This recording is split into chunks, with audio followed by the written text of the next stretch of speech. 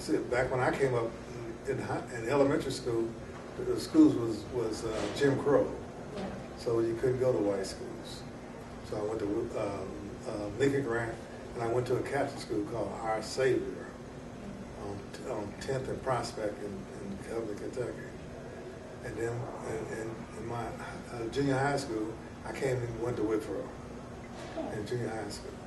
How was your experience different in Kentucky to going to school in Kentucky to going to school in Cincinnati? Was it the same, or could you tell there was a difference? Or well, the school is in Kentucky was all black, and at first it was like a Catholic school.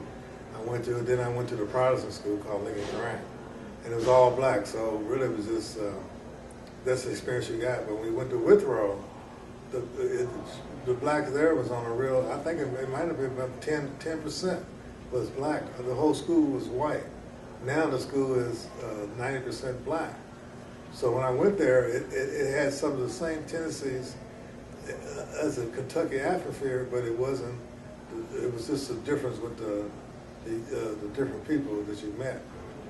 And like I said, I went to junior high school. So junior high school, I played basketball, and I played at all the different schools in Cincinnati. So you met different students that you played against in basketball, and then when they got in high school, they came to Withrow. But it was mostly an all-white school. It really hurt me so bad because when I was over in Kentucky, you just took it for granted that you couldn't go to White Castle and sit down. You could eat, you could go through the window from outside, and that was before a lot of stores had windows. They had a window just for black people to be able to come and buy White Castle. You could not go and sit down. And then there was they had a rest report like in 10-cent store. You couldn't sit there. You couldn't go anywhere in Kentucky. But when you come across the bridge, it costs a penny for us to walk across the bridge, the suspension bridge from Covenant to Cincinnati, and a penny to go back. So it's like a little toll bridge. And we would come over to go to shows, because we couldn't go to show in Covenant, Kentucky. but you could go to them in Cincinnati. In Cincinnati, you could go to show, but you was limited how you could go to show. You could go to have shows in the sort of the lower part of the West End, called the Dixie, the Pinkins, the Al. Let me say not the Al. I can't think of it. Roosevelt and the one I just got to talk about, the one with the Miracles. It was about 5 shows you could go to in Cincinnati that was mostly geared to black people. Now, if you went uptown to the Albee and other schools, other shows uptown, you had to go up in the valley if you was black.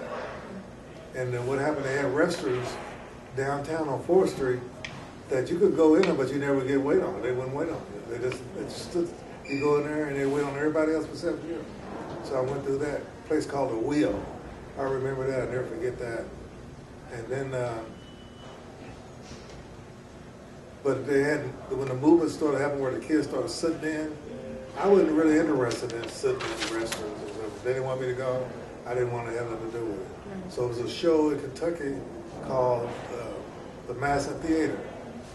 Me and about 2 other young men, we went up there and put our money up there to go to the show. They said we couldn't come in. And so they actually had a security to run us away.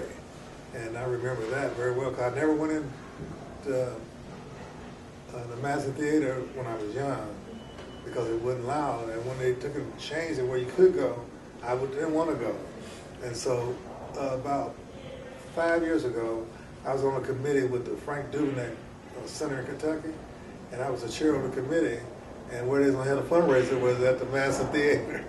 So that was the first time I ever been in the Madison Theater to raise a fund for the Frank Duveneck Center over in Kentucky.